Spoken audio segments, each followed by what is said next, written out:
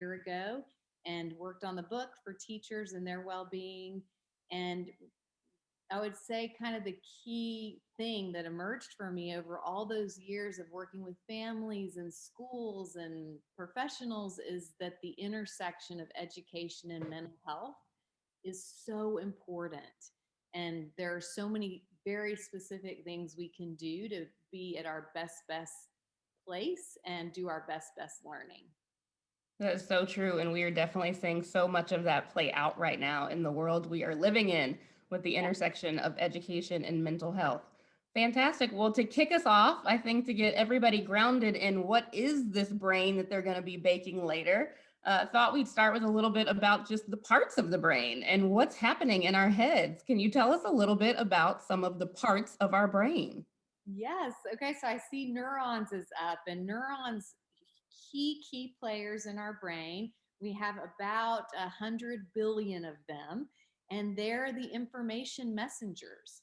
And the thing I most like to remember about neurons is that neurons that fire together wire together, which is a fancy way to just say whatever we do changes our brains. So if you want to have your healthiest, happiest brain, all the decisions you make all day long are going to impact that one way or another.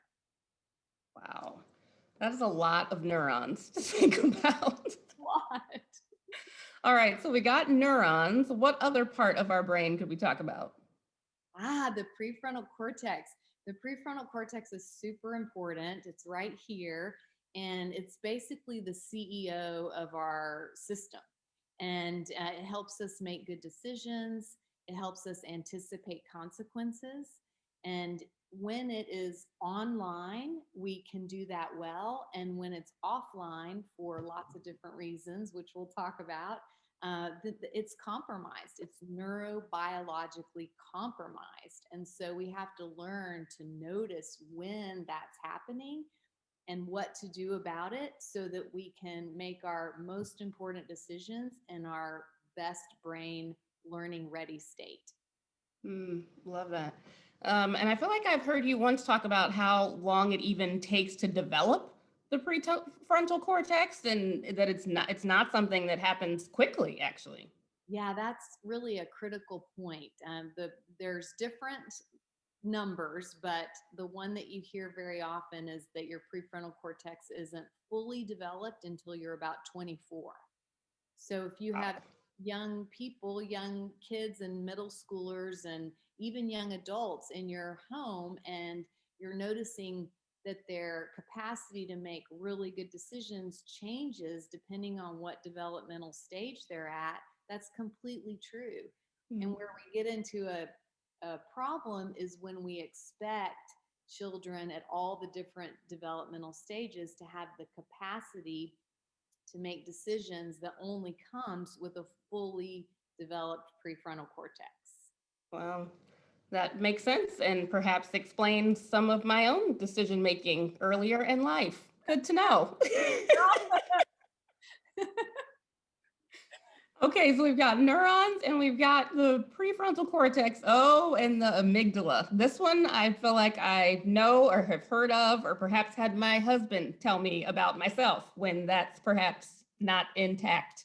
Tell Yeah, us a little bit about the amygdala. the amygdala is this is a really important one because when you understand the amygdala, you understand a whole lot about your feelings and emotions and the control that they can have on you. The Mm. amygdala is the fight, flight, or freeze center. So it's that part of our brain that a long, long time ago, if it heard rustling in the bushes, would say, shut down all thinking and just run as fast as you can because it might be a saber-toothed tiger. And then when you knew that the danger was not there anymore, you would go back to baseline, your amygdala would calm down, your prefrontal cortex would come back online and be able to do its thinking. The problem is you fast forward to present day and our systems have the same reaction to someone looking at us weird or someone cutting us off in traffic or a text that's upsetting as if we just saw a saber-toothed tiger. Our fight, flight, or freeze kicks in. We get what's called an amygdala hijack, and that will bring our prefrontal cortex out of its best decision-making mode. Oh, wow. Yes, that I can relate to probably multiple times a day in the current world that we're living in. Okay, so with the neurons and the prefrontal cortex and our amygdala, what are some things that we can do to help calm our amygdala down when it gets hijacked? Yeah. I mean, the list is individual and it's long. There's lots of things we can do, but the number one most researched, most accessible way for us to calm our amygdala and bring our prefrontal cortex online, which is a fancy way of saying just regulate our nervous system, calm down, is breath. Mhm. Breathing is the number one thing. In addition to that, focusing your attention, moving your body, spending time with pets, spending time outside, journaling, reading. There's so many ways that we can just kind of downshift and bring our nervous systems back to baseline so that we're kind of telling our brain and our body everything's okay. There isn't a saber-toothed tiger. You're good. And that's the trick is our body's designed to go shoot when we're in danger, but what's happening in our present day is we're not coming back to baseline. Mhm. So the trick is to be able to train your body to, yes, react when we need an amygdala hijack, but then come back to baseline and spend a good bit of our time in that regulated nervous system, prefrontal cortex fully online, so we can make good decisions. Gosh. That's so helpful, and glad to hear how much research is behind the active breathing. I think it's something that I try to do every now and then, but hadn't really thought about the research behind it. And so, speaking of which, I thought perhaps it would even be good for us to try on that breathing exercise. One of my favorites is one that I actually learned from my 5-year-old when his kindergarten class was being introduced to the concept of calming down their amygdalas. And he taught me the mountain breathing exercise. I know we've got lots of students on with us this evening. And so I thought perhaps we could take a few minutes just to practice that one for people at home. Oh, I love it. So with that, I'm going to invite Franklin to the stage. He is 5 years old and in kindergarten and does the mountain breathing exercise with his classmates. Can you say hi, Franklin? Good to see you. I like your orange shirt. So when we do the mountain breathing exercise, we take the palm of our hand and we put it up, and then we take our index finger. We start at the bottom of the mountain. We take an inhale on the way up the mountain, and exhale on the way down. An inhale on the way up, and an exhale on the way down. An inhale on the way up, exhale, inhale, exhale, inhale, And exhale. Oh, Thanks for teaching us that, Franklin. Thank you, Franklin. That's nice. I could literally feel my amygdala calming down and my prefrontal cortex coming back online with the breathing that you just helped us do. You're welcome. You're welcome. I feel less stressed already. That was very helpful. All right, so with parts of our brain, some ways to control it, finally up on deck was the topic of stress, just the different types of stress that our brain can handle.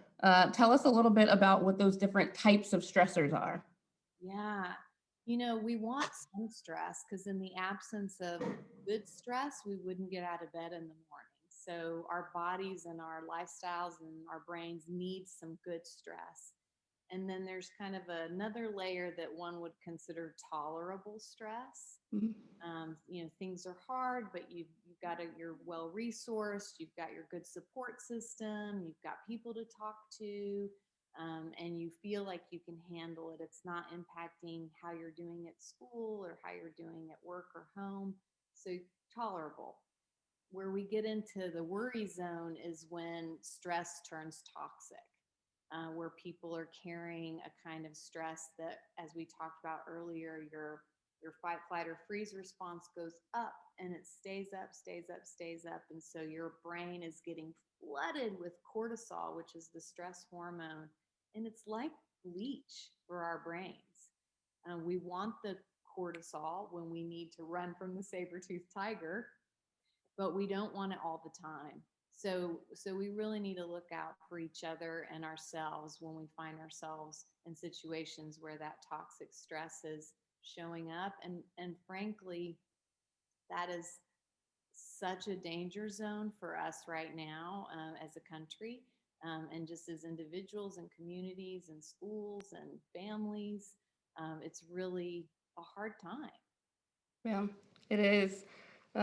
Thanks for sharing that. I think so many in our community right now are experiencing that, perhaps some of the tolerable stress, and then some of the toxic stress, not being able to see our friends in the way that we have in the past. I found today Halloween with some of the kiddos in Halloween costumes, to your point, being just one small thing to bring smiles and fun and joy to our hearts that can help that heart rate come down a little bit. So appreciate that. Appreciate you so much and all of your expertise. Thank you so much for telling us about the brain, different parts of it, how to deal with it in this very dynamic time that we're all living in. But without further ado, I think it is time to turn it over to Miss Stephanie Leichtle-Chalklen and Miss Genesis Castillo and her 5th grade students that are joining us live for our baking class. Welcome you all. Hi, my name is Miss Castillo and I will be cooking with you all today. This is my boyfriend, Pumpkin. Hello. Hi, my name is Alison Carranza. I'm a 5th grade student from the John Quincy Adams. A fun fact about me is that I like drawing and playing basketball. And this is my sister, Amanda Rodriguez. She's a P-Tech student at Seagoville High School. A fun fact about her is that she likes helping me out and playing sports. And this is my cousin, Analia Zacarias. She's gonna join us in this moment. And this is my mom. Hi, my name is Aaron Barboza. I'm a 5th grade student at JQA. Fun fact about me, I really like sports and I want to be a video game developer. This is my sister Jasmine. Hey, I'm Jasmine Barbosa and I'm a sophomore at Christian Dallas. Hi, my name is Arturo Rosas. I'm a 5th grade student at JQA. Fun fact, I like reading and math. And this is my sister, Andrea Rosas. She's also a student at John Quincy Adams. She also likes reading and math.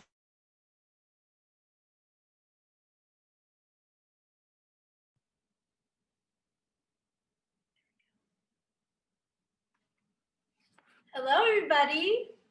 I'm Stephanie Leichtle-Chalklen, and I am the owner of Kuluntu Bakery. Today I am a zombie chef. I hope you guys are dressed up. I hope you're ready to bake.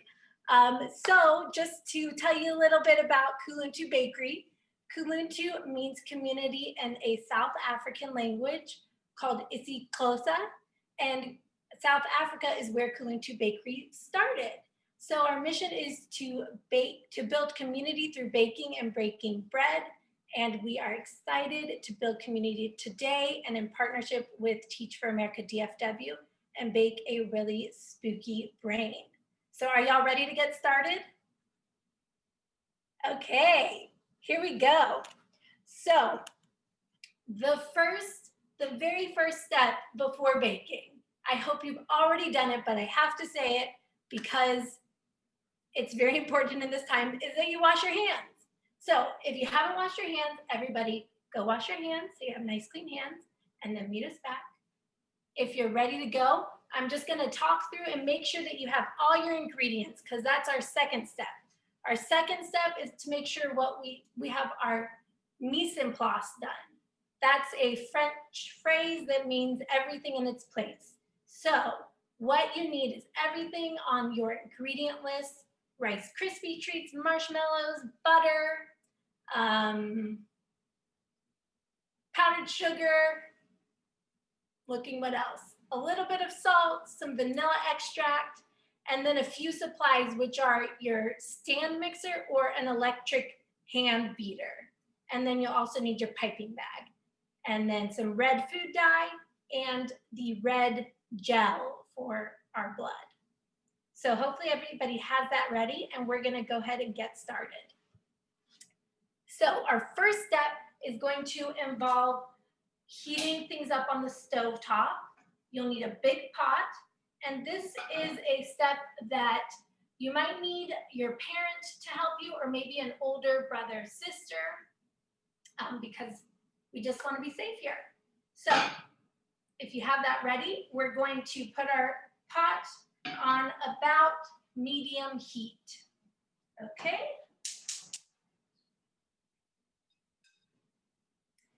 And you can go ahead and put 3 tablespoons of butter into your pot, and it's going to start melting.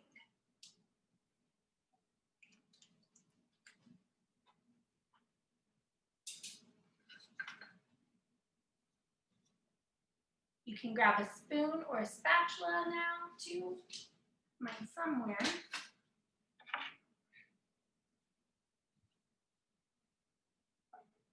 I see Miss Castillo has everything ready to go. She's putting her butter in. Let's see. I see Allison as well putting that butter in, and we're just gonna melt it down. So it might take a minute or so.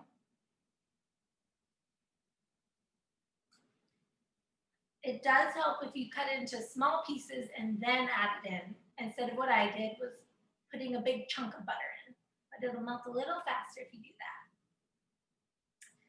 So right now we're forming the base of our Rice Krispie treat. So I'm sure everybody loves Rice Krispies, right? Yeah. So we're gonna make our own. It's very simple. And then we're going to make our own buttercream. And that's what we're going to pipe onto our brain to make it look like a brain. Okay, so my butter is just about melted here. How are you guys doing? Is it melted? Okay, I see some thumbs up from my fellow bakers.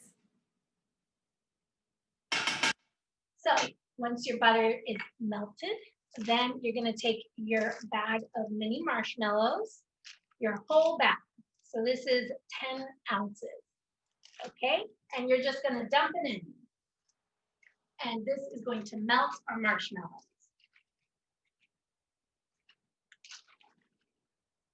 So put it all in, and then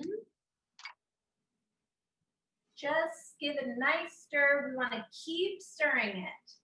So stir it until all your marshmallows are melted. So it will look like marshmallow cream, if you've ever had some of that. This might take just a minute here.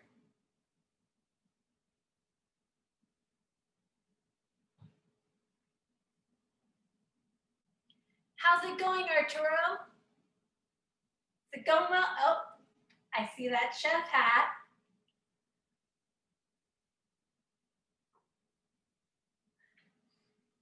Okay. Mine's almost melted here. And make sure you keep stirring it. Don't want any burnt marshmallows. We're not making s'mores.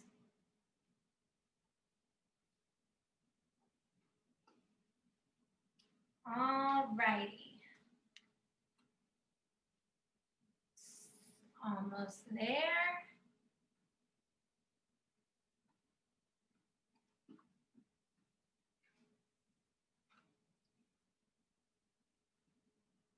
I see some marshmallows going in. I see it melting. It's looking good over there. And mine is done, I think. So this is what mine looks like. Let me show you. So mine's all melted in there. Can't see any of the marshmallows. And now is the step that we're gonna add our Rice Krispies. So are you guys ready? Ready for the Rice Krispies? Think so, okay. I'm watching you guys. I'm going your speed, so give me thumbs up. Okay, so I have my box of Rice Krispies.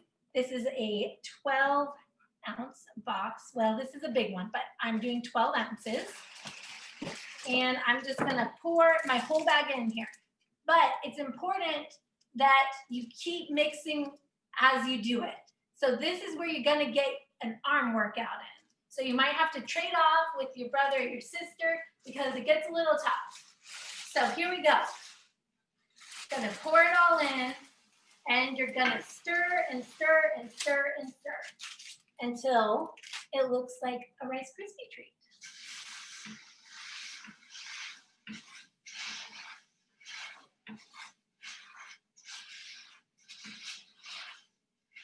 Ooh, it's getting tough, but you can do it.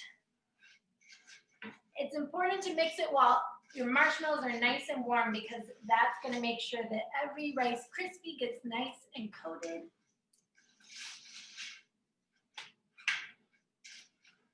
Okay.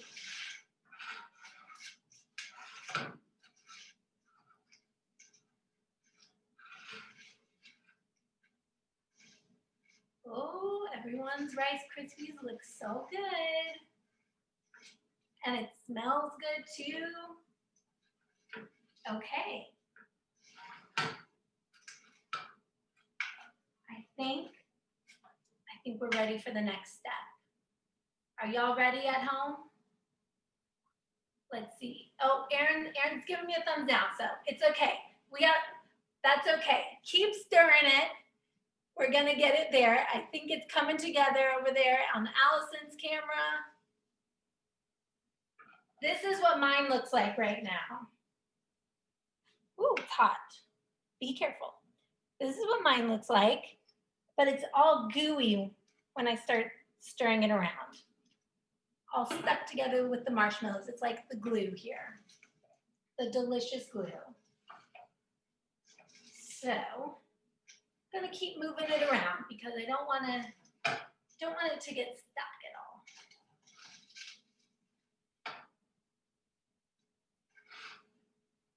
all. Okay.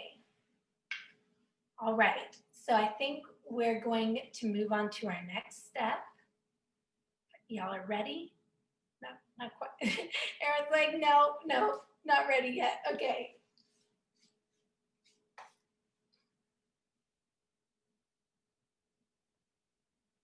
I love seeing all the chefs out there. I love how Arturo and Aaron have their chef's hats on. think I need to give myself one of those. And Allison, oh, Allison has a chef's hat on too. Okay. We're gonna go to the next step here, guys. So we're gonna just change angles a little bit. So here we go, across my kitchen.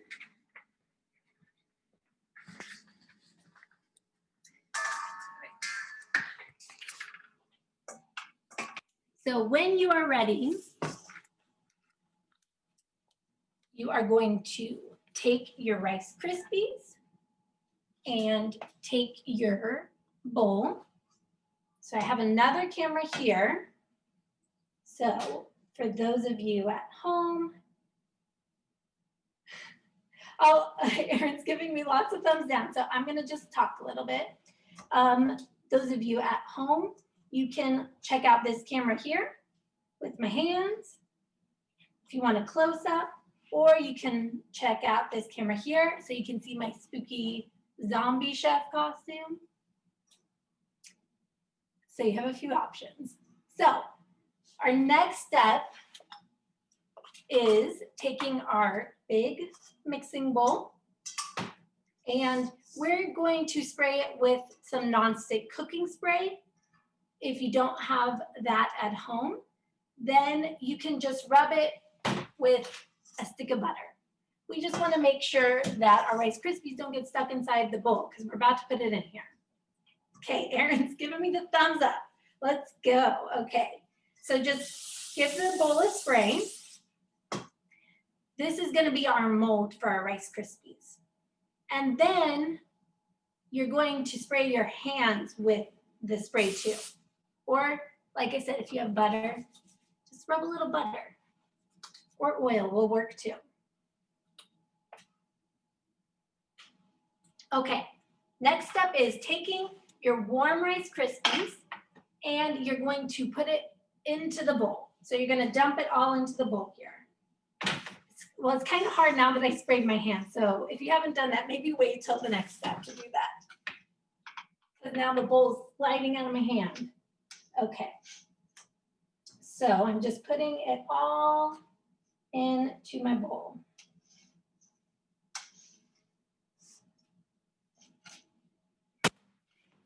Some Rice Krispies stuck on the bottom.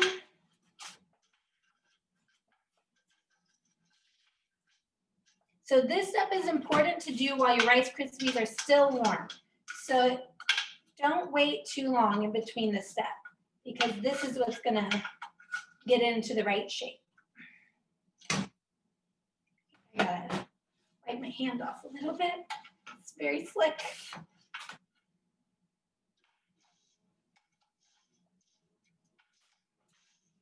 Okay.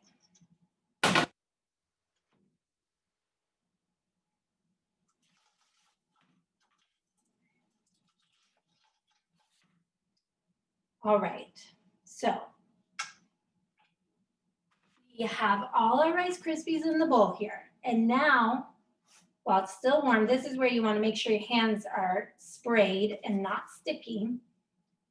You are going to press it into the bowl. So just press it. Now, one of the best things about baking, and it actually goes really well with what we were talking about earlier today, is that it's very therapeutic baking. So anytime you're stressed, it's just so nice to go bake a batch of cookies. And a lot of that I think has to do with using your hands. So right now we're using our hands, we're getting them not too dirty, but sometimes you get them dirty. And something about that is such a stress reliever. So maybe next time you're stressed, you'll want to make a Rice Krispie treat brain. Okay, so I think that looks pretty good. It's just stuck in the bowl. Doesn't have to be perfect, but now we're going to put it into the fridge. So once you have done this step, it's looking good, Allison. Miss Castillo, I see you really getting in there, pushing it in. It looks great. Okay, and Erin and Arturo, great job, guys. So once you've done that, we're gonna put it into the fridge. And it's just gonna sit there for about 10 minutes or so. And while we let it sit, we're going to make our buttercream that we'll use to pipe onto this. So go ahead and just stick it in the fridge.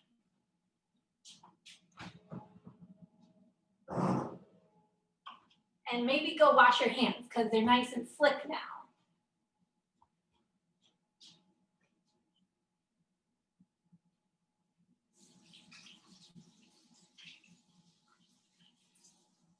Freezer or fridge?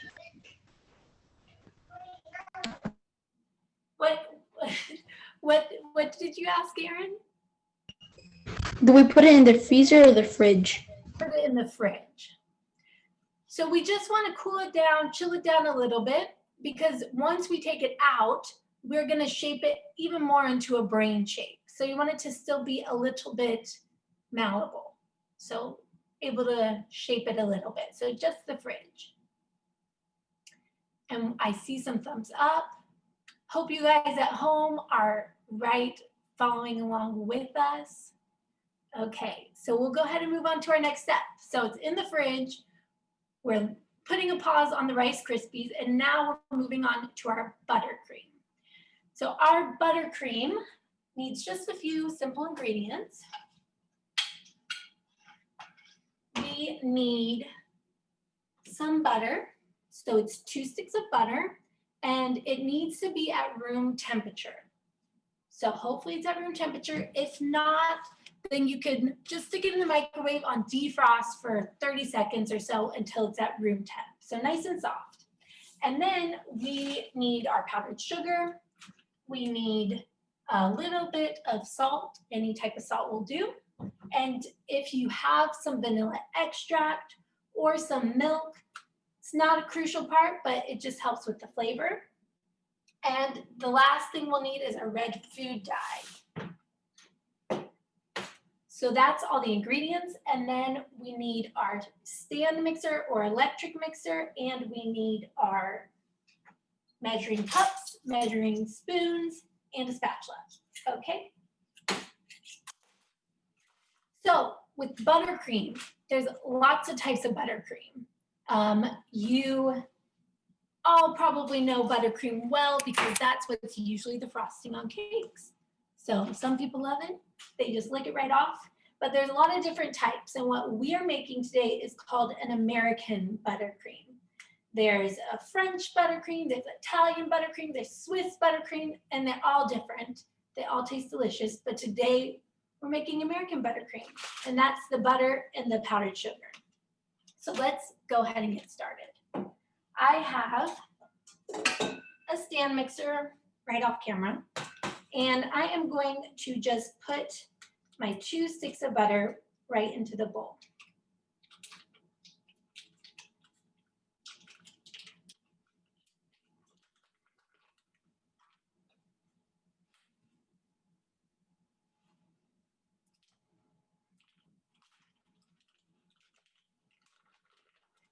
Okay, got my 2 sticks of butter. And now we're going to be adding in the powdered sugar, but it's really important that you don't add it all in at once, because if you just put in, we're using 3 cups of powdered sugar. If you put in 3 cups all at once and then start your mixer, it's going to make a cloud of powdered sugar all over your kitchen. So what we do is we slowly add it in. So what I'll do is I like to go half a cup at a time. You could go a cup at a time, but we're just gonna go slowly. So I'll go ahead and put half a cup in. So remember, we're doing 3 cups. And the thing with this is that it doesn't have to be quite perfect here. I just roughly put in 3 cups. So it looks pretty good. You don't have to be too precise with this. So I'll put in just a little bit, and then I'm gonna start my mixer. So start it on slow speed. That's the key to preventing the powdered sugar cloud. So we'll start it on slow speed. Let's see.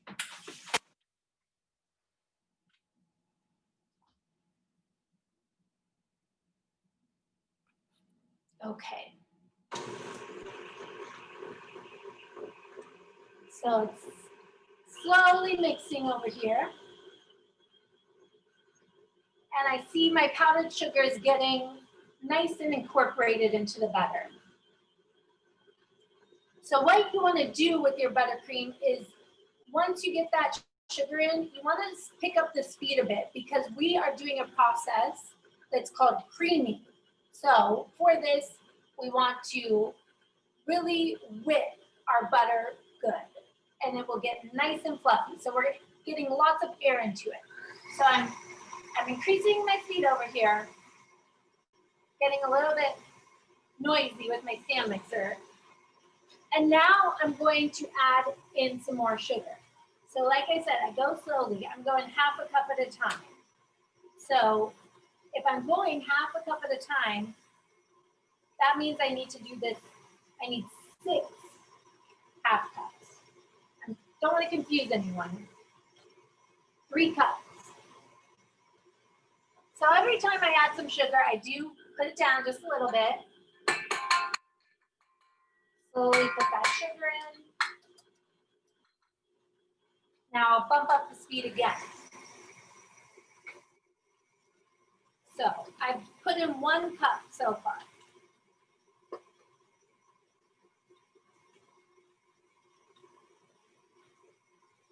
I'm going to add some more here. So this is great. I see like Allison and Arturo and Aaron, they all have a helper. This is a great part to have a helper because someone's got the mixer, someone's got the powdered sugar. Okay, got a few more to add here.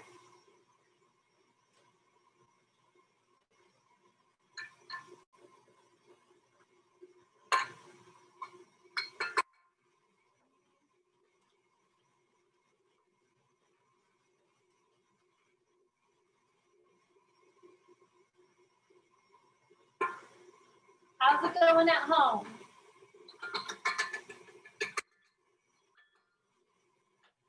Okay, I have half a cup left to add here. I think I counted right.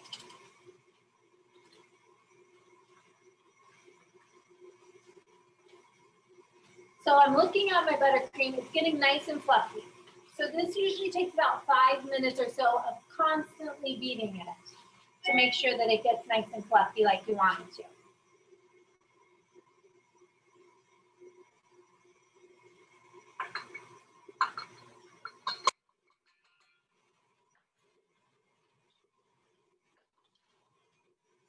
Okay. Okay, so now I've put my mixer on my pretty high speed here. I got a little bit of a cloud over here of the powdered sugar. So it's just going. So now I'm going to take a pinch of salt. So just literally a pinch with your finger and just throw it in.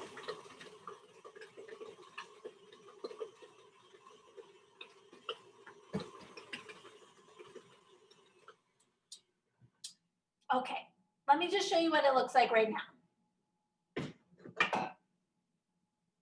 We're not quite done, but it's looking pretty fluffy, but it also looks a little bit kind of dry maybe. So we're gonna add in some vanilla extract to it, just to loosen it up a bit. And remember, we'll be adding the red food coloring. So I have my vanilla extract. I'm gonna do 1 teaspoon. So 1 teaspoon of vanilla extract. If you want to do 1 teaspoon of milk too, you can as well, or you could do just the milk, just the vanilla extract.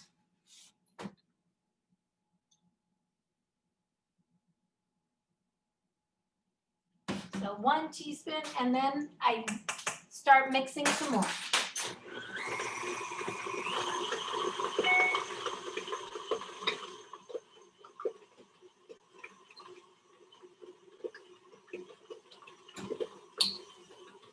So what's happening as it mixes is that butter is getting nice and mixed in and kind of dissolved into the butter. And then we're also incorporating or whipping lots of air into the butter so that it's nice and fluffy. So our next step, let me first see, how's it looking? Is it looking nice and fluffy and delicious and yummy? Have you stuck your finger in and tasted it? Are you waiting? Okay, so now we need to make it look like a nice pink brain. So I have my red food coloring, just a little bottle of it, and I'm gonna start adding in. So don't do too much or it will turn red. Just do a few drops. So maybe start with like 2 drops and mix it. And then, yes, it's the red food coloring. Yeah, and then if you think maybe it needs a touch more, then add 1 drop at a time. So here we go.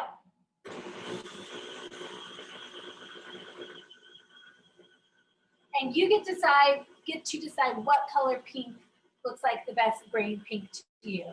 So it's about, for me, maybe 4 or 5 drops of the red food coloring.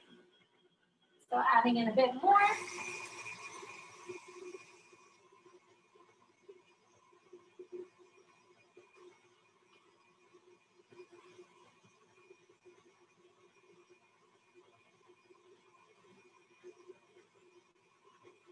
I think just 1 more drop and I'm ready.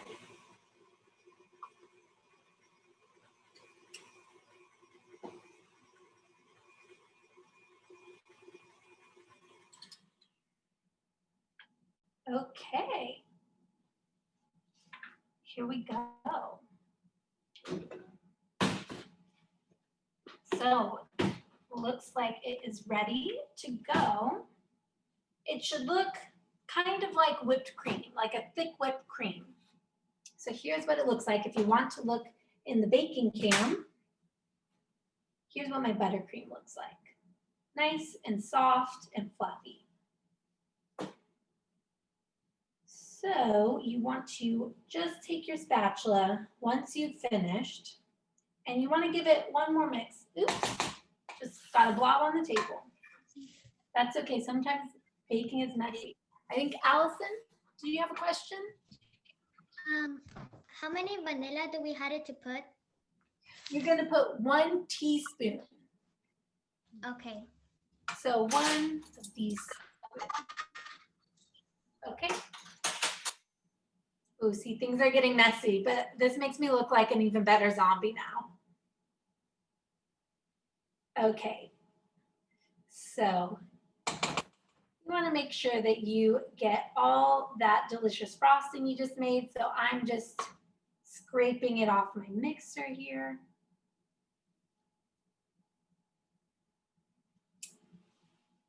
And then I always like to give it a nice stir, because sometimes it doesn't always mix it quite well. Okay, got some frosting bits that don't have any food coloring, so I'm just mixing it up.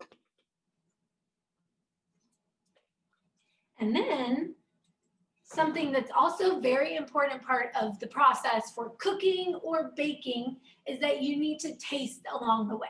So I am giving you permission to just take a little taste of it with maybe your finger or maybe a spoon and see if it's to your liking. If it's not, that's when you want to change things. Maybe you like it a little bit sweeter. Then you can add a little bit more sugar. Or maybe you want to use a different flavoring altogether. If you have like peppermint extract or almond extract, whatever flavors, you can add those in. So this is kind of like the base recipe, the vanilla buttercream. It's like the solid one. But if you want to make this another time, you can always do different flavors. So just remember that. Okay, my frosting's ready to go. How's y'all's looking? I see like the beaters are down, so it must be good. Ready to move on? Okay, looking good. So we're almost on to making that brain come together. But we need to put our frosting into the piping bag next. So you should have a piping bag If you don't have a piping bag, a large Ziploc will work too. You'll just snip a corner of it.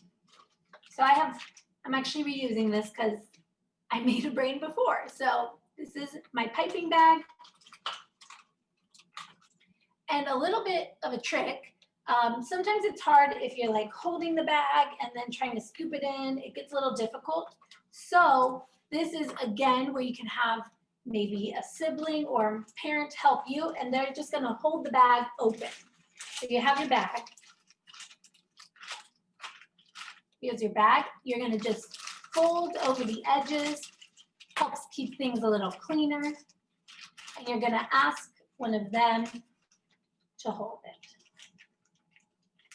I'll give y'all just a minute because I see some whisking still happening.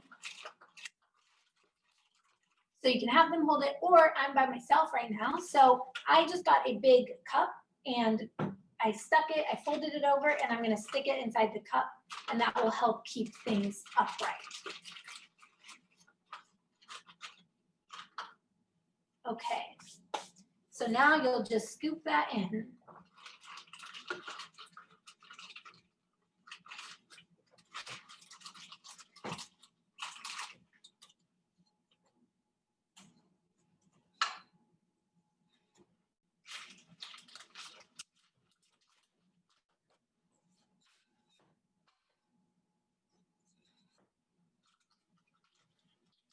And just kind of push it down in as you scoop it in.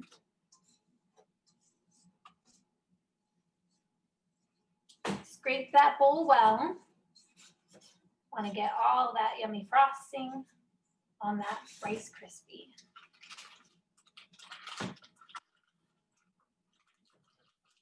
Woo, that's a lot of frosting.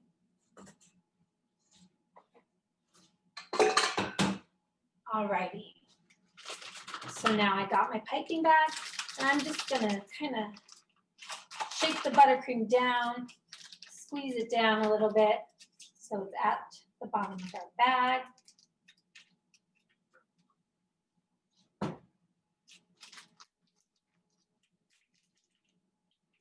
Okay. So we have our buttercream ready to go. How's y'all's buttercream look? I'm getting pretty messy over here. You guys? That looks great, everybody.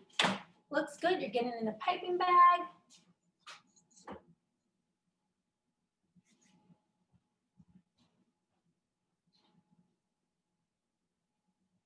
Okay. So who's ready to move on to the Rice Krispie brain? Ready to go? Okay. So go ahead and grab it out of the fridge. And it helps if you put it, or if you grab maybe like a baking sheet or a plate or something, because we got to put our brain onto something. So anything will do, just a flat surface.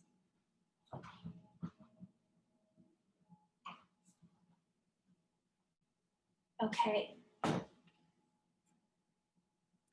So this is the really fun part. So we have our bowl, and now you're going to just flip it out onto whatever your plate or your baking sheet. So we're going to flip it out. Should come right out because remember we sprayed our bowl down.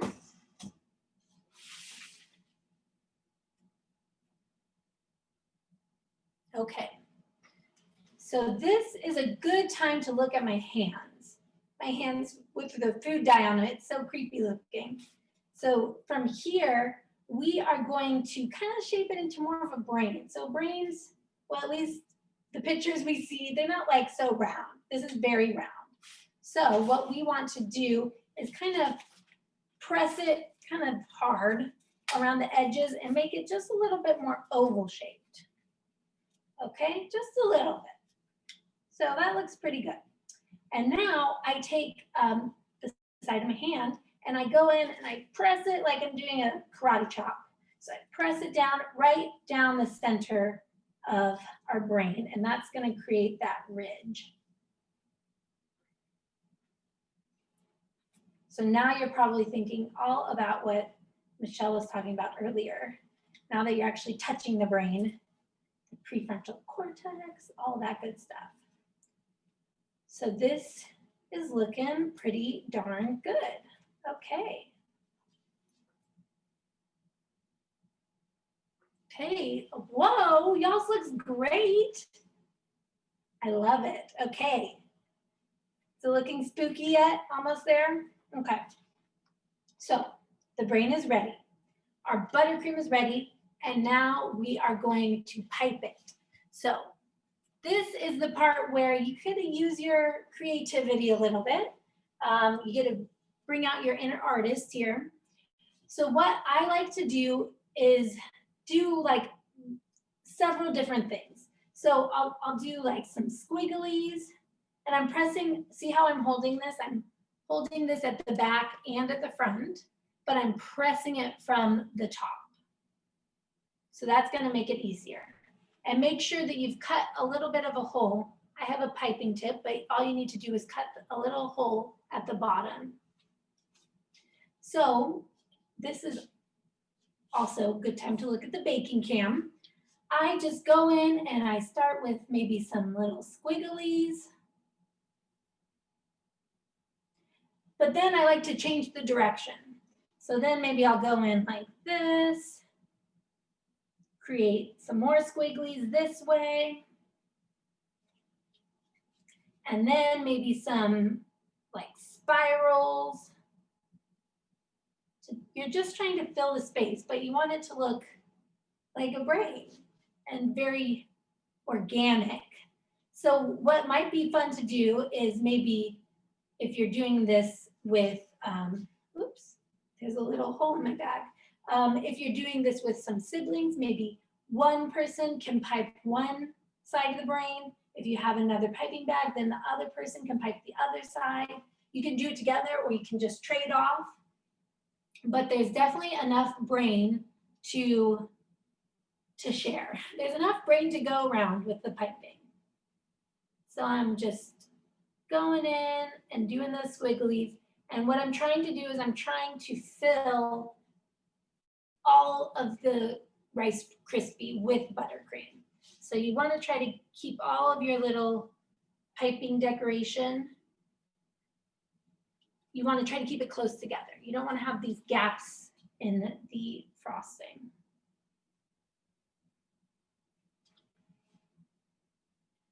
Here we go with the spiral. So this can take a little bit of time.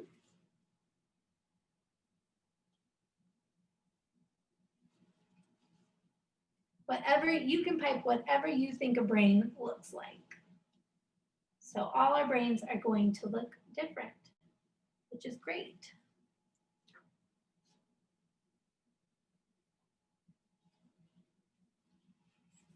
How's it looking over there at home? I see Miss Castillo piping away. And Allison, Arturo, Aaron, you guys, it looks so great.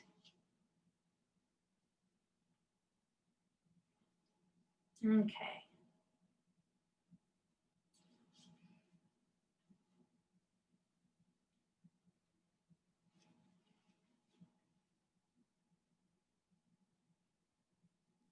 These are nothing short of amazing brains. Looks pretty cool, right? So cool. And you know what? We still have one more step after this, and that's the Halloween effect. To make it look really spooky is to add the blood.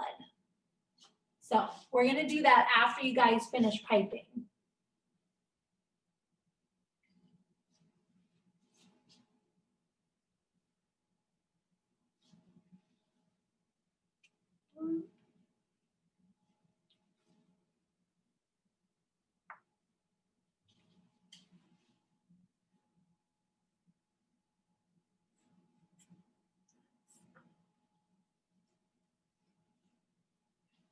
I see lots of people in there working together to get this thing piped out.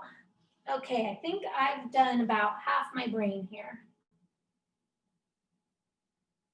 So now on to the other half here. My piping bag sprung a leak, so hopefully y'all's didn't do that.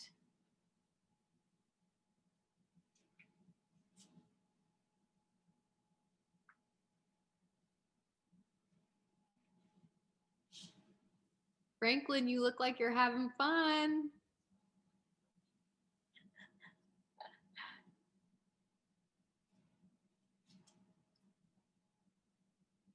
Okay.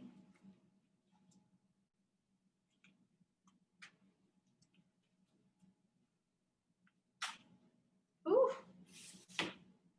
Oh my goodness. All right, I know we are nearing the end of our time and everybody's brains is looking absolutely fantastic. To close us out, I'll invite Andrew Delaney to join us, an alum of Teach for America and a member of our Teach for America PTA.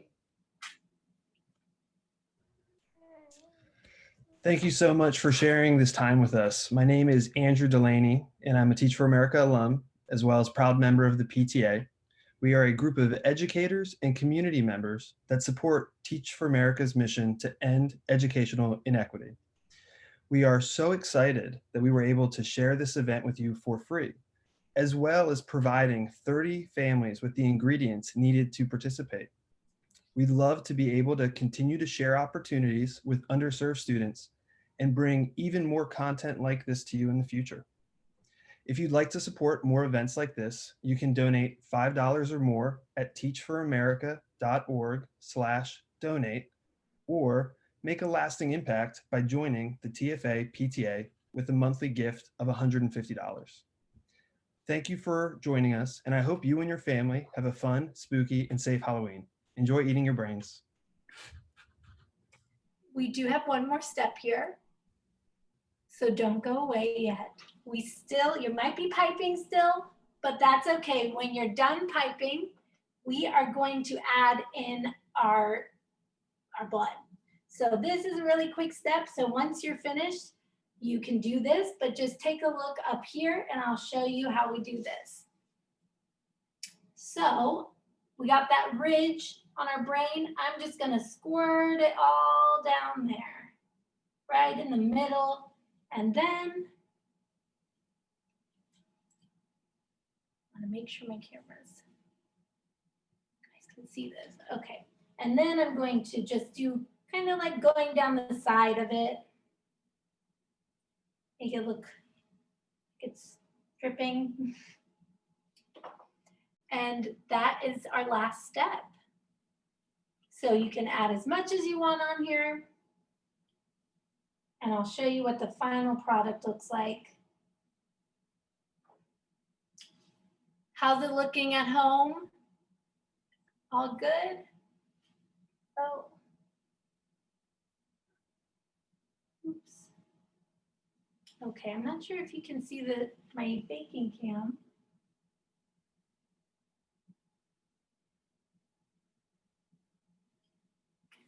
But here's what the brain looks like. Ooh, pretty darn spooky, right? How's it look there, Arturo?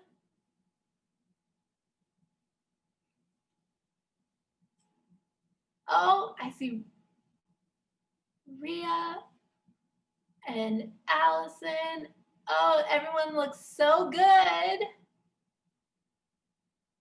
I can't wait to eat it. It looks so good. Yeah, see, now this is the best part. After you finish, you get to eat it. So I hope you guys have enjoyed baking along today. And I hope you guys have such a great Halloween weekend and stay safe. Thank you so much for having me, TFA DFW. And thanks for baking with me, Allison, Arturo, Aaron, and Ms. Castillo. Thank you so much.